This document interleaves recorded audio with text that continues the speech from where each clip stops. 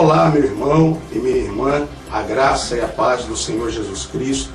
Eu, pastor Markson e toda a família IDE, nós queremos agradecer a você pela sua visita ao nosso blog e pedir a você que continue visitando para tomar conhecimento das novidades em cada uma das nossas unidades. Queria que você também não esquecesse de dar uma olhada nos vídeos que nós temos aqui postados no nosso blog, que passam para você um pouco da nossa visão de reino, visão de ministério. Quero que você também fique a par das informações sobre nossos cursos, como o curso de teologia. Nós temos atividades sociais que desenvolvemos com toda a comunidade. Eu queria que você se sentisse bem à vontade para retornar outras vezes. Para nós é um prazer tê-los aqui conosco. E aproveitar esse momento, também convidar você a estar junto conosco em um dos nossos cultos, que acontece todos os domingos, a partir das 18h30, ali no bairro de Maranguapium, cidade de Paulista, na rua 83, número 131. Você e toda a sua família é o nosso convidado especial. Amém, queridos? Meus irmãos, eu gostaria de começar. Eu preciso muito do seu silêncio, da sua colaboração. Mas eu gostaria de começar fazendo uma pergunta aos irmãos e deixando os irmãos bem à vontade para refletir nesta pergunta. A pergunta que eu quero fazer aos irmãos nesse momento é: o que é igreja, irmãos? Esqueça tudo aquilo que você ouviu, tudo aquilo que você leu a respeito do que é igreja. O que é igreja para você? O que é igreja na Bíblia Sagrada, na Palavra de Deus? Eu creio que a Bíblia Sagrada, ela tem todas as respostas que nós buscamos. Alguém diz amém? Amém. Então, se eu quero saber o que é igreja, o livro que eu preciso consultar é a Palavra de Deus. Amém, meus irmãos? Por quê? Desde a mais tenra idade, uma criança pequenininha ainda, quando ela se matricula, numa classe de alfabetização, e ela vai estudar, vai aprender a ler e escrever. Quando ela chega na letrinha I, geralmente as cartilhas de alfabetização usa ao lado da letrinha I o desenho de uma capelinha, o desenho de uma igreja, porque I é I de igreja. Então, observe, desde cedo nós aprendemos que igreja é feito de tijolo, areia, cimento, barro, pedra. Nós aprendemos isso. Letrinha I. I de igreja. O que é igreja? É só olhar para o lado que você vai ver o desenho de uma capelinha. É assim ou não é, irmãos? Mas, queridos, olhando para a Bíblia, deixando de lado as cartilhas de alfabetização, nós aprendemos que igreja não é organização, é um organismo vivo. A igreja, ela é composta de pessoas. Amém, queridos? Então, quando eu olho para a Bíblia, eu aprendo que a igreja sou eu e você. Não interessa, eu estou falando biblicamente, não interessa aonde esta igreja se reúne. Porque o importante não é o ambiente. O importante não são as quatro paredes. O importante para Deus é eu e você. A Bíblia diz que haverá um dia que Jesus virá buscar a sua igreja. Quem vai subir para se encontrar com Jesus nos ares? Somos nós ou são os megatemplos, as construções que se levantam por aí afora? Somos nós que vamos subir. Em relação às 4 paredes dos templos, o que a Bíblia diz é que não ficará pedra sobre pedra. Porque, querido, o tijolo, a areia, o cimento, o barro não glorifica a Deus. A areia, o cimento, o telhado, o piso não dá testemunho do Evangelho de Jesus Cristo. Essas coisas materiais não são batizadas com o Espírito Santo. É a igreja que o Senhor Jesus vem buscar. E a igreja, meus irmãos, sou eu e você. Então eu gostaria de começar essa ministração partindo deste princípio, do que vem ser igreja, para que agora nós possamos falar um pouco sobre este ministério. Não é? Normalmente, as pessoas se encontram na rua e elas, a princípio, se saúdam com a paz do Senhor. E logo após elas perguntam umas às outras: em que igreja você está? Queridos, nós estamos aqui diante de uma tremenda contradição. Porque se nós já nos saudamos antes, é porque nós nos identificamos como membros do mesmo corpo. Nós nos identificamos como membros da mesma igreja. Porque se nós somos irmãos, é porque nós temos o mesmo Pai. Amém, queridos? Não existe um Pai no céu para cada denominação evangélica na terra. E se o Pai é o mesmo, a igreja também tem que ser a mesma. Não é simples, irmãos, é uma coisa tão simples. Mas hoje nós temos percebido que o que nós chamamos de denominacionalismo tem atrapalhado mais do que contribuído. Tem separado mais do que ajuntado. O denominacionalismo não tem contribuído com nada para o reino de Deus. E me corrijam se eu estiver errado. Mas é uma igreja querendo ser mais santa do que a outra. Não é assim? É uma igreja querendo chegar no céu primeiro que a outra. É gente por aí dizer que só 3, 4, 5 denominações vão entrar no céu. As outras vão ficar tudo de fora. É gente tratando membros de outras denominações por primos e não como irmãos. Eu quero ver que tipo de tratamento esse irmão ou essa irmã dará ao seu irmão quando encontrar-se com ele na glória. Aí eu faço feito o apóstolo Paulo, se é que vai encontrar. Porque se ele não é irmão comigo aqui, na glória que não vai ser. Então ou ele vai ou quem vai sou eu. Então um vai e o outro fica. Os irmãos estão entendendo? Amém? Amém. Então, queridos, as pessoas normalmente perguntam: este ministério, o ID, ele é mais uma denominação evangélica? A resposta é muito simples: não. E por quê? Porque olhando as Escrituras, irmãos, me perdoe, mas manual de denominação aqui dentro é a mesma coisa que gibi. Porque o que nós levamos em consideração aqui dentro é a palavra de Deus. Então, examinando as Escrituras, examinando a palavra de Deus, nós não encontramos nenhum respaldo para nós rotularmos a igreja de Cristo. Quando nós damos a esta igreja da Bíblia uma denominação, nós estamos rotulando esta igreja. É como um produto, por exemplo. Uma pessoa se junta com outra para lançar um produto. Esse produto precisa de um nome, sim ou não? Como esse produto será identificado no público? Como esse produto será chamado? E aí escolhe-se um nome para o produto. Agora deixe-me fazer uma pergunta aos irmãos. A igreja de Jesus Cristo é um produto? É, irmãos?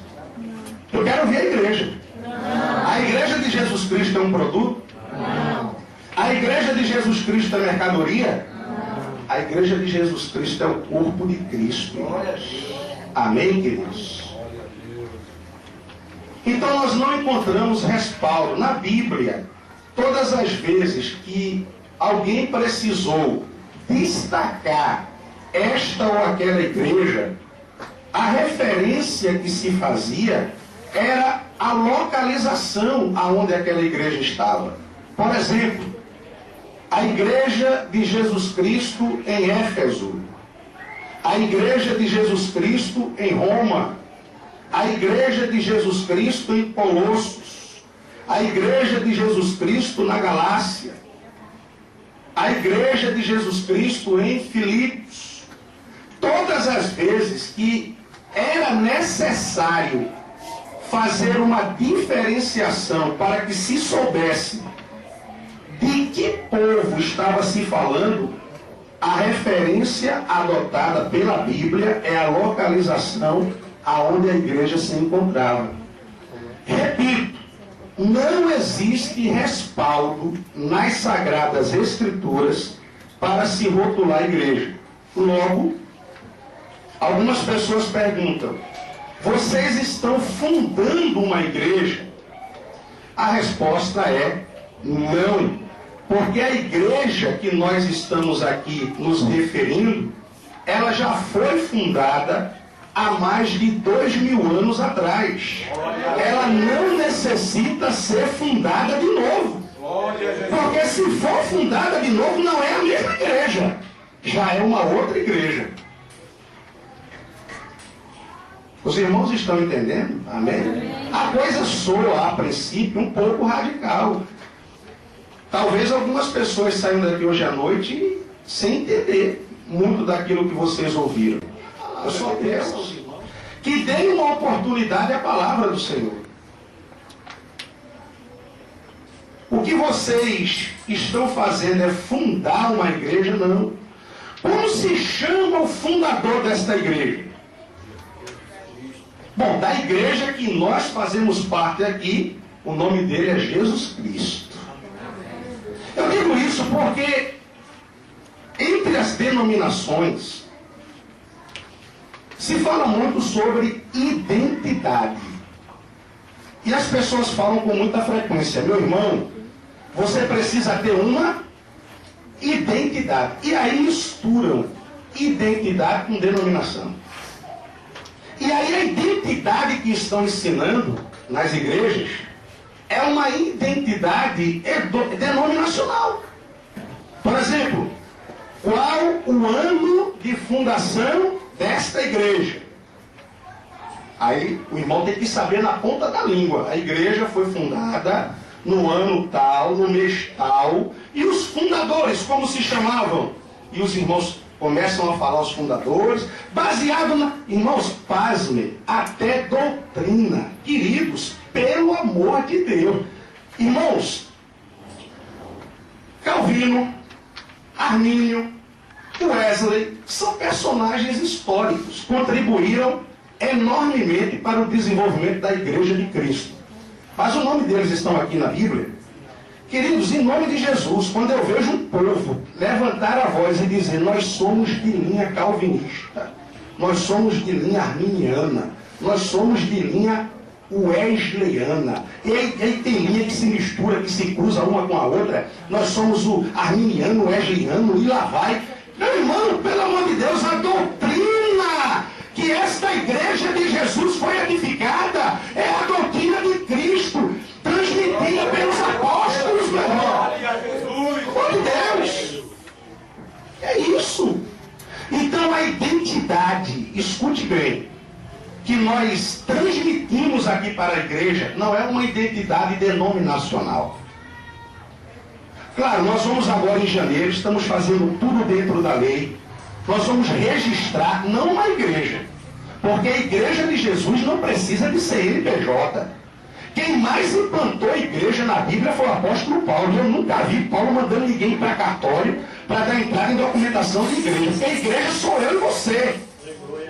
Que nós vamos registrar a partir de janeiro, vamos ter uma assembleia geral agora no final do ano para elegermos a nossa diretoria, tudo isso no que diz respeito à ONG, a organização não governamental, que é a entidade, essa sim, que carece, que precisa de um registro, para que nós que somos a igreja, possamos, através desta entidade, desenvolver a obra do Senhor.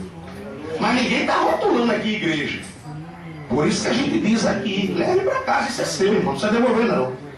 A gente diz aqui, não é igreja, é uma ONG. Igreja é o corpo de Jesus Cristo e ponto final. E ponto final. Pastor, o que seria a visão do reino de Deus dentro da concepção deste ministério? Eu diria aos irmãos que nós olhamos para todos os nossos irmãos em Cristo, independentemente de rótulo denominacional, e os temos como nossos irmãos na fé, como nossos irmãos em Cristo. Temos a certeza que estamos caminhando para o mesmo céu. Temos a certeza que nós estamos servindo ao mesmo Cristo. Temos a certeza que nós estamos servindo ao mesmo Deus. Amém, queridos? Crente desta igreja, se encontrar com um membro de qualquer denominação aí fora, não baixa a cabeça ou não faz que não viu. Saúda com a paz do Senhor Jesus. Se o irmão vai responder de volta ou não, aí já é problema dele. Mas saúda, porque nós entendemos que nós estamos caminhando para o mesmo céu e servimos ao mesmo Deus. Amém, queridos? Independentemente, meu irmão, de questões de doutrina, às vezes a pessoa está numa denominação e ela tem um entendimento diferente daquilo que nós cremos aqui. Isso não vai atrapalhar, isso não vai interferir na nossa comunhão, irmãos. Pelo amor de Deus. E deixe-me abrir aqui um parênteses para você. Tem muitas igrejas tradicionais por aí, tratando qualquer movimento que se levanta no reino de Deus como seita. Isso é medo. Porque por aí se trata a igreja de Jesus como concorrente. Concorrente. Meu irmão, se você tem um ministério aqui e no imóvel ao lado abrir outro ministério, você tem que dar glória a Deus. Porque o reino do Senhor está se expandindo. Mas não. Quando abre o ministério do lado, o daqui já começa a boicotar, o daqui já começa a ficar preocupado, já começa a doutrinar os irmãos para não visitar. E é engraçado, meu irmão. Seria muito bom que todos os pastores, não é, que proíbem suas ovelhas de visitar outro ministério, que aqui eu digo para todos eles, e agora digo de público e gravado, e vai para a internet. Qualquer membro desta igreja aqui, meu irmão, está liberado para assistir culto em qualquer denominação evangélica que quiser. Nós não somos o mesmo povo. Nós não servimos ao mesmo Deus. Agora, se eu proíbo o irmão daqui de visitar ali, eu tenho que botar uma placa enorme na frente da minha igreja, dizendo que nenhum membro de outra denominação pode me visitar.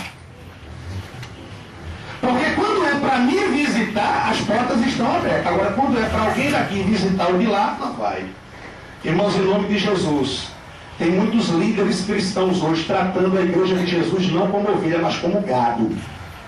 Aplicam a sua logomarca no braço do irmão e esse irmão passa a ser tratado como propriedade daquele homem. Você tem um dono.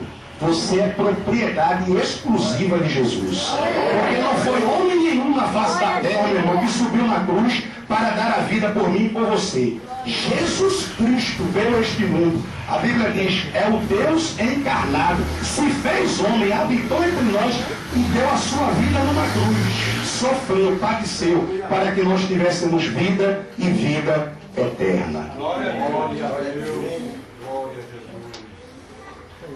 Pastor, de que maneira o ID é administrado? Duas coisas aqui eu quero que você entenda.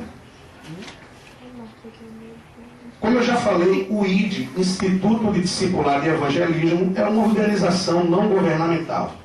Entidade do terceiro setor sem fins lucrativos. Ponto final. Isso é o ID. A igreja, quem é a igreja? Quem é a igreja, irmãos? É difícil aprender essa lição, viu? Porque tem que ser mínimo, irmão, né? Quem é a igreja, meu filho? Ele vai lá para frente e aponta para a placa. Né? Aí é difícil a gente botar isso na cabeça dos irmãos. A igreja somos nós. Então, quando a gente falar aqui ide, a gente está falando dessa organização, dessa estrutura organizacional. Quando eu falar igreja, eu estou falando da gente aqui. E aí pense aqui comigo, meu irmão. Aí fora, os líderes espirituais têm investido mais na igreja ou na estrutura física? Hein?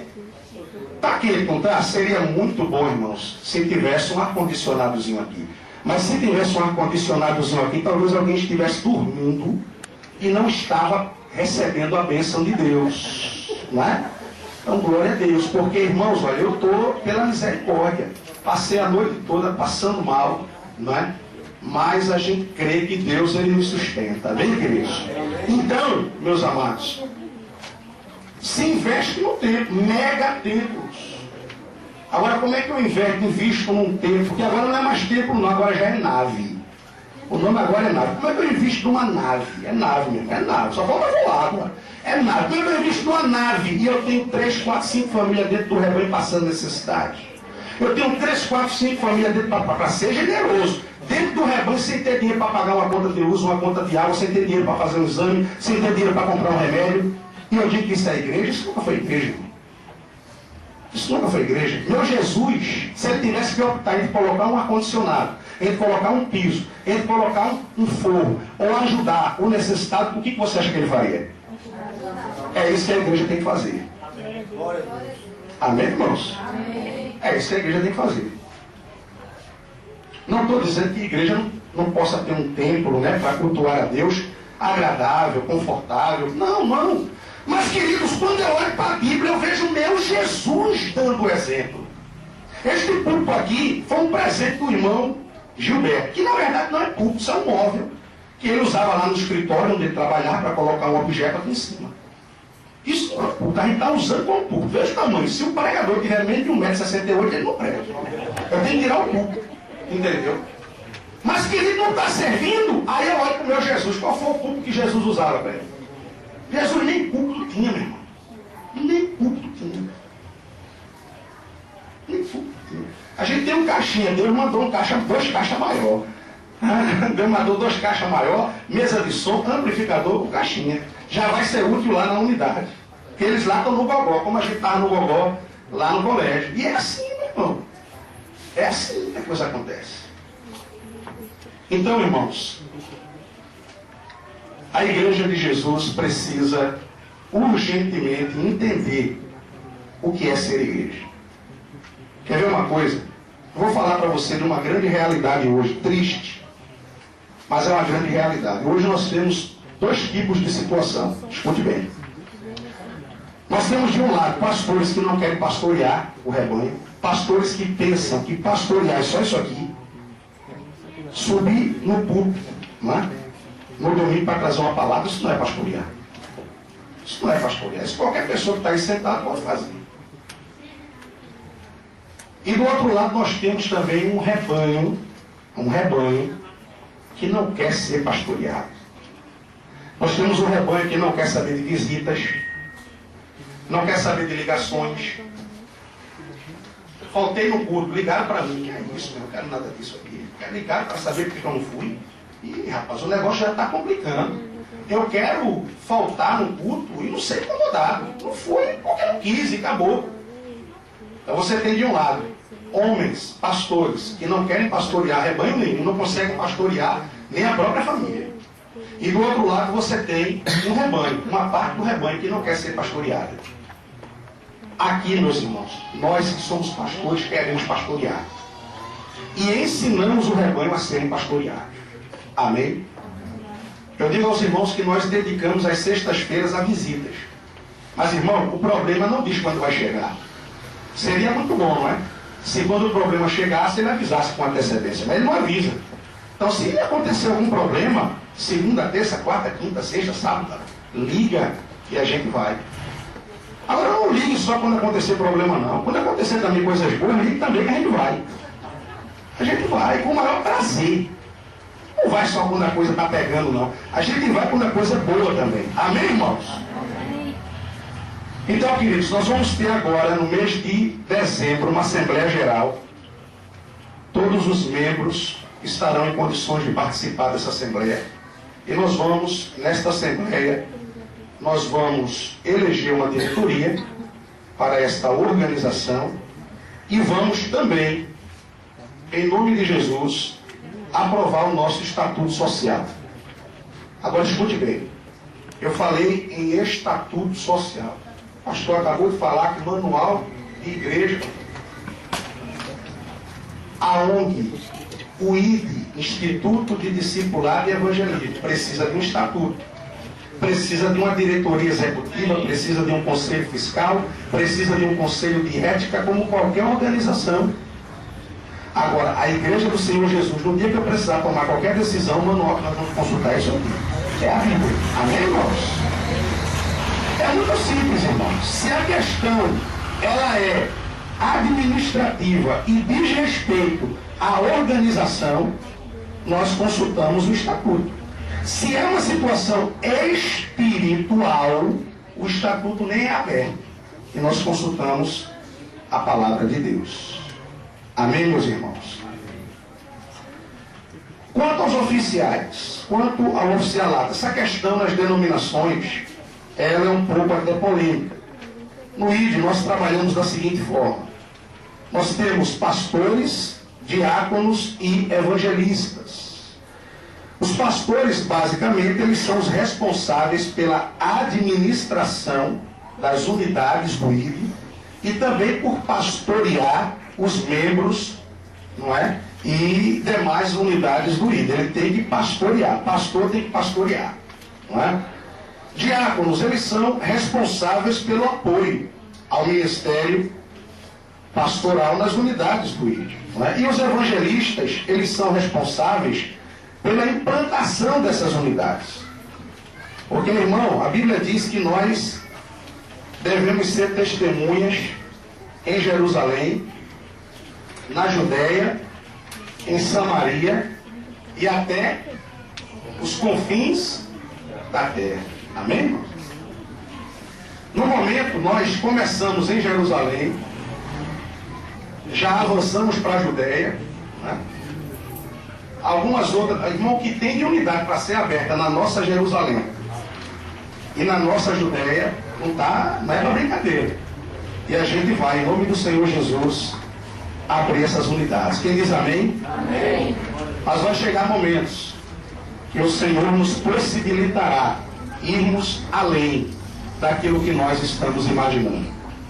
Porque Deus sempre tem algo melhor para as nossas vidas. E nós estamos nos preparando para isso. Temos um curso de formação teológica, um curso de 3 anos de duração. Você sai com um diploma de bacharel em teologia e teologicamente você está habilitado para servir a Deus em qualquer um desses ministérios. Teologicamente, você está preparado para servir a Deus em qualquer um desses ministérios. E o que é melhor é que o curso é gratuito. Curso de 3 anos de duração e o curso é gratuito. Um assunto muito interessante também, que a gente não pode deixar de falar, que gera muitas dúvidas nos irmãos, é sobre contribuições. Contribuições. Nós trabalhamos nesse ministério com 2 tipos de contribuições. Trabalhamos com contribuições mensais, que são aquelas que acontecem todos os meses. Eu acho que esse som aí deve estar aberto. Então aquele ali deve ter um ajustezinho ali. Então a gente trabalha com contribuições mensais, que são as que acontecem todos os meses. Essas contribuições, elas são voluntárias, tá certo? E o valor, irmãos, dessas contribuições é determinado pelo contribuinte. Pastor, por quê? Porque a Bíblia diz que cada um contribua segundo o que propôs no seu coração. Ponto final. É o que a Bíblia diz. As ofertas voluntárias são ofertas especiais. Alguém tem uma oferta para um determinado trabalho que nós estamos desenvolvendo, como uma oferta que nós recebemos recentemente para o Sopão, que nos possibilitou comprarmos um fogão industrial, panela e etc. Ofertas especiais. Pastor, e dízimos, pastor? Bom, queridos, eu quero só que você pense no que eu vou dizer agora. Existem duas passagens no Novo Testamento, que falam na palavra dízimo. Duas passagens. A primeira delas está lá em Mateus, capítulo 23, versículo 23, onde Jesus está tratando com um fariseu. E o fariseu se orgulhava de ser um dizimista fiel. E Jesus diz ao fariseu que, além de ser um dizimista, ele teria que observar a misericórdia, a fé e o amor. Algumas pessoas usam esse versículo para justificar que Jesus estava ali ensinando que nós cristãos deveríamos ser dizimistas. Eu quero lembrar aos irmãos que as pessoas não se atentam para isso. Que Jesus era judeu. Jesus era judeu. Não foi à toa que ele recebeu o título de rei dos judeus. O título que Jesus recebeu não foi rei dos cristãos, porque o cristianismo nem existia ainda naquele momento. Então ali nós temos um diálogo de um judeu para com um judeu. Se você olhar o Antigo Testamento, aí o judeu, ele é obrigado a dar o dízimo. O judeu, pela lei, está obrigado a dizimar. Mas esta passagem não serve para ser usada para o cristão. Isso é uma afronta hermenêutica. E aí uma das leis mais importantes da ciência hermenêutica diz que você não pode jamais tirar um texto do seu contexto. Mas nós estamos cansados de fazer isso quando é para justificar as nossas crenças. O texto de Mateus 23, 23 é um diálogo entre um judeu e outro judeu.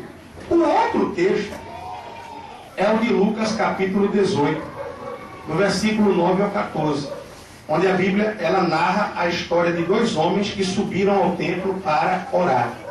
Um era fariseu e o outro era publicano, era cobrador de impostos. O fariseu, religioso como ele era, a Bíblia diz que começou a orar e ele dizia assim: ó Deus, graças eu te dou, porque não sou como os demais homens. Olha para aí que oração, hein, irmãos? Né? Não sou como os demais homens, roubadores, adúlteros, injustos. E aí ele começa, na oração, a tentar se justificar diante de Deus pelas suas obras. Jejuo 2 vezes por semana. Dou o dízimo de tudo quanto tenho. Essa foi a oração do fariseu, do religioso. Em seguida, o publicano, e um detalhe, antes de terminar a oração, o fariseu, ele ainda diz assim: não sou sequer como este publicano. Ei, o publicano ainda não havia nem aberto a boca para falar. Quando o fariseu disse amém, o publicano não conseguiu nem mais orar. E a única coisa que o publicano conseguiu dizer foi: ó Deus, tem misericórdia de mim, que sou pecador. Jesus Cristo, ele diz na narrativa que este homem, o publicano, foi justificado, o outro não. Ou seja, entre o dizimista e o não dizimista aqui, quem foi justificado foi aquele que não era dizimista. Agora, irmãos, escute bem, em nome de Jesus. Ser ofertante, que é o ensinamento que nós encontramos no Novo Testamento para a igreja. Porque, irmãos, escute bem, o apóstolo Paulo, ele antes de se converter ao cristianismo, o que ele era? Ele era judeu. E era judeu ortodoxo.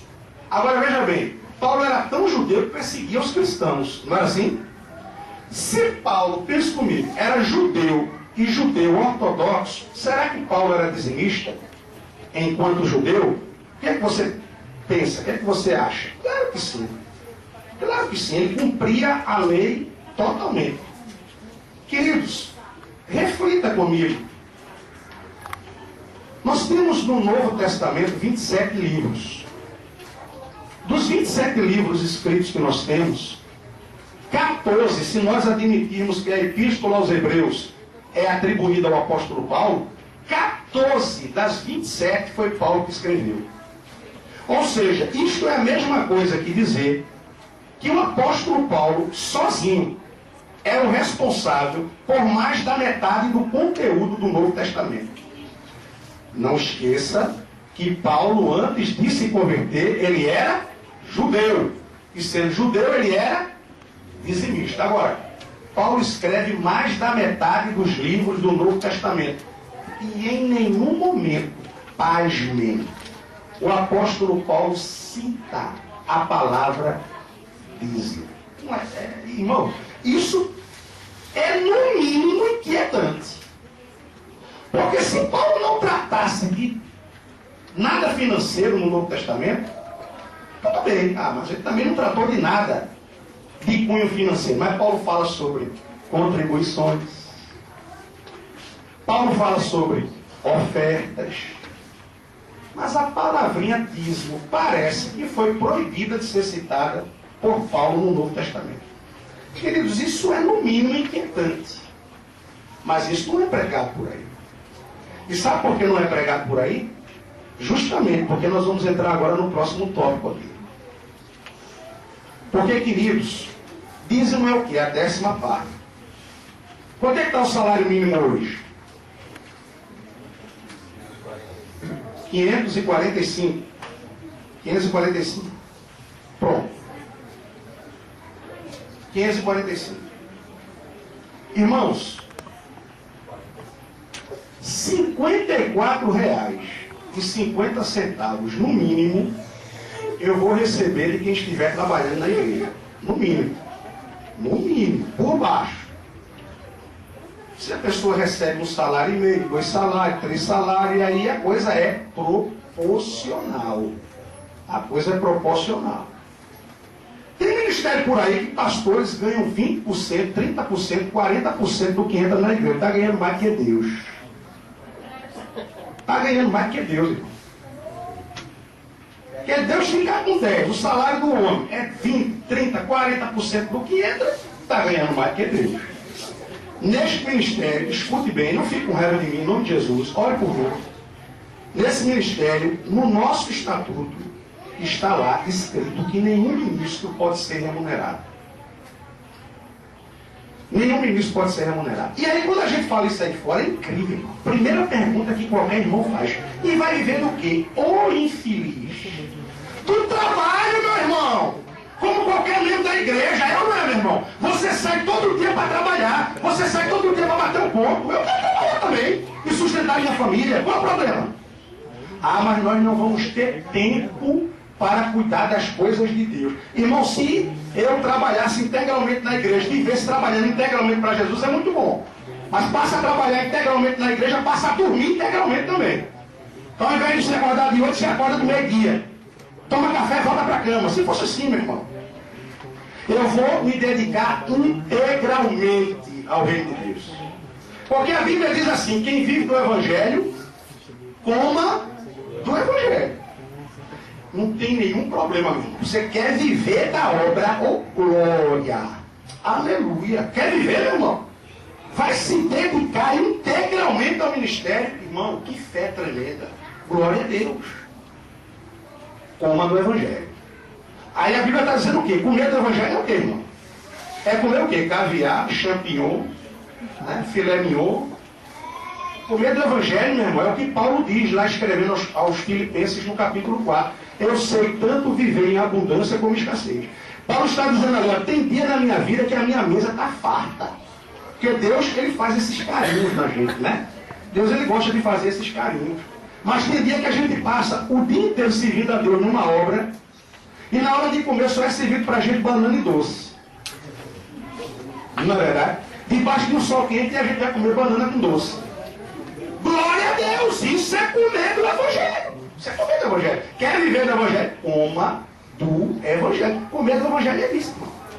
Ou então me mostrem na Bíblia qualquer um dos apóstolos que tinha uma vida bastarda. Me mostre aí. Paulo, nos seus últimos momentos de vida, as únicas duas coisas que ele pede que tragam a ele é uma túnica e os pergaminhos. Paulo não pede para trazer carruagens, Paulo não pede para trazer túnica e pergaminhos. Me mostre um apóstolo de Cristo na Bíblia que vivia uma vida totalmente abastada. Me mostre.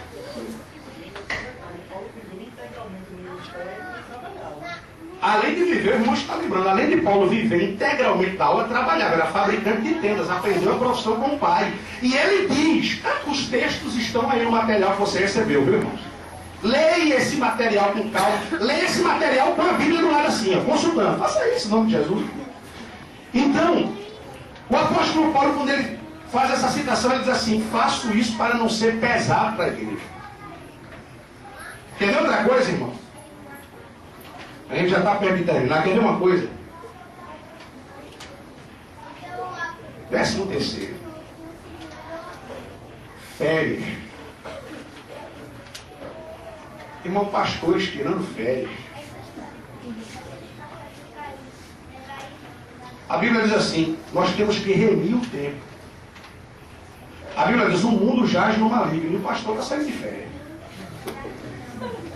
Está saindo de férias.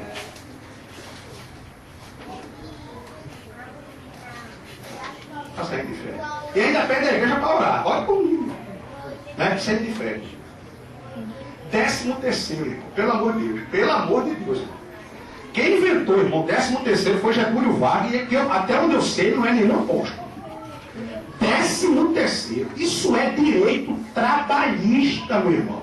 É misturar ministério com profissão. Não faça isso não, em nome de Jesus, que não vai dar certo.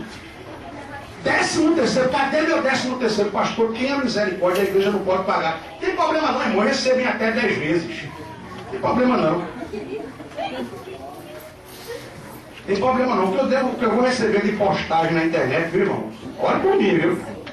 Não, olha por mim, que o negócio vai começar a pegar fogo. Mas 13º, lei trabalhista, férias. E tem mais, viu, irmão? Se eu gozei as férias, tudo bem. Mas se eu não gozei, direito trabalhista. Eu tenho que receber. Não é assim? Eu tenho que receber. Eu não gozei. Era para ter gozado as férias, eu não gozei. Então, eu tenho que receber.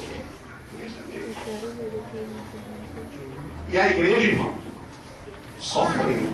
A igreja padeceu. Isso para não falar, se eu for mais longe aqui, irmão, a gente vai falar de auxílio paletó. Auxílio paletó. Você pensa que auxílio paletó só é deputado que recebe. Irmão, tem que se vestir bem. Tudo bem, irmão, tem que se vestir bem. Vai trabalhar, meu filho. Não é? Passa o cartãozinho lá, meu irmão, e se veste bem aí, em nome de Jesus. Em nome de Jesus. Auxílio paletó, auxílio moradia, auxílio. E a igreja sobrecarregada. Deixa eu dizer um negócio para você. Se eu recebesse 1 centavo de salário aqui, talvez a gente ainda não tivesse saído lá do colégio. Então, queridos, eu vou encerrar essa primeira parte com isso. Nós vamos precisar de uns 3 domingos ainda para concluir toda essa visão. Repito, esse material é seu. Se tiver alguém que ainda não recebeu, já tem, irmão? Pronto, pega o irmão aqui.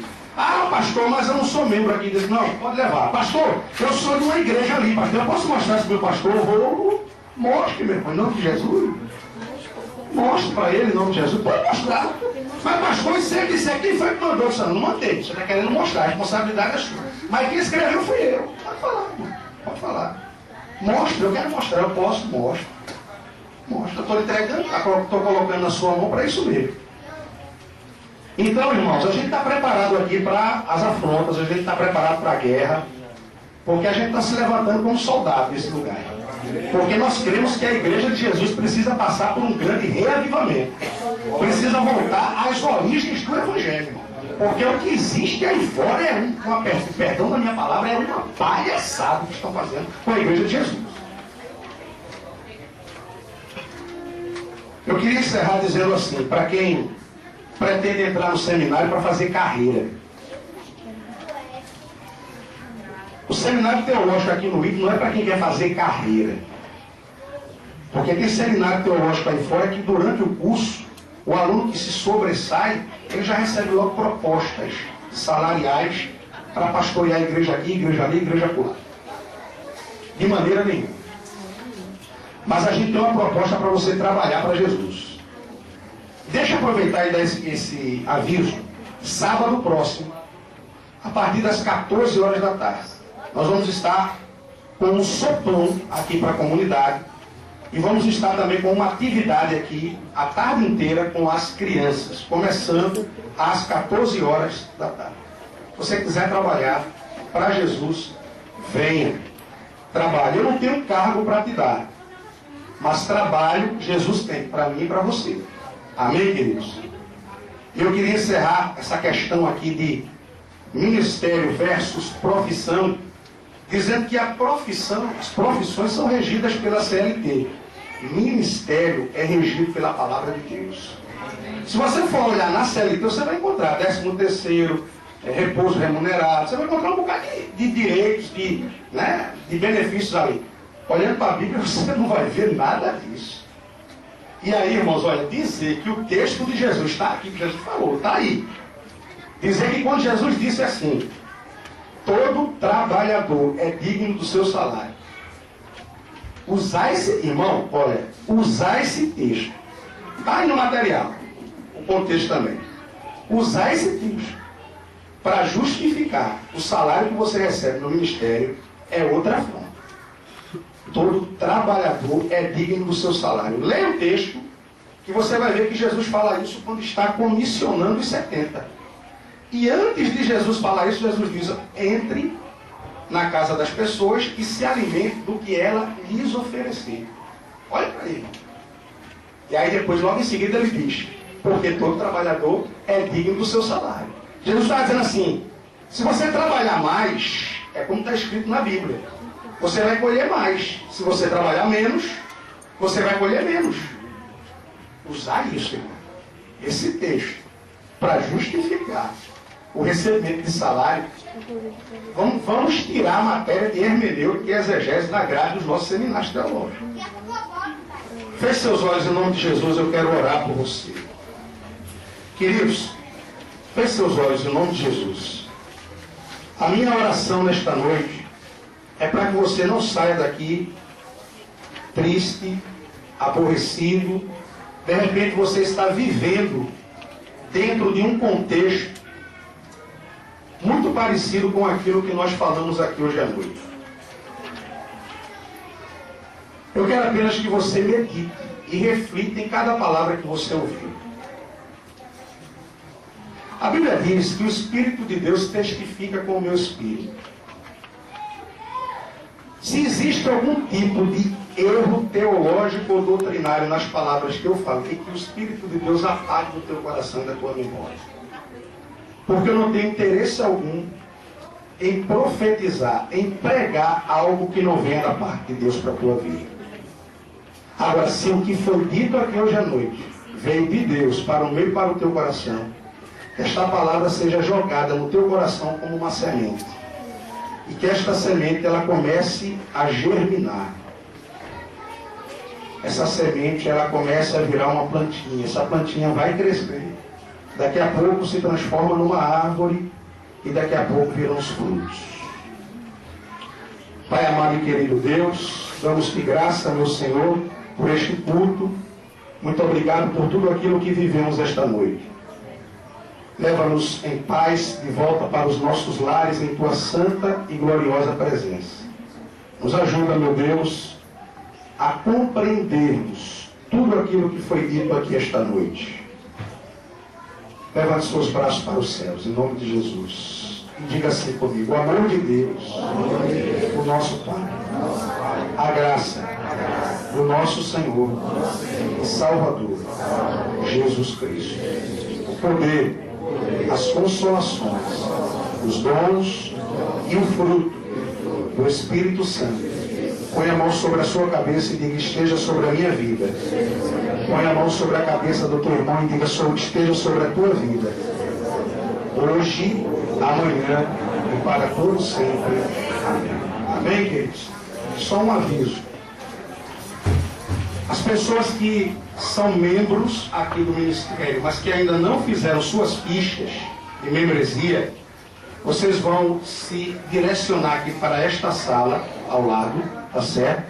O Edivaldo, a Patrícia e o Wellington vão estar fazendo uma pequena entrevista com vocês e logo em seguida vou direcionar vocês para Daniele e Cida, para que elas possam preencher suas fichas. Amém, queridos? Você já tomou essa decisão no seu coração, fique à vontade. Quero agradecer mais uma vez a todos os irmãos e irmãs que nos visitaram esta noite. Dizer aos irmãos, voltem outras vezes para conhecer melhor, conhecer de perto esse trabalho. E o convite para sábado está de pé. Independente de onde você serve a Deus, quer trabalhar no sábado, quer doar um pouco do seu tempo para Jesus, vem para cá e vamos servir a Deus.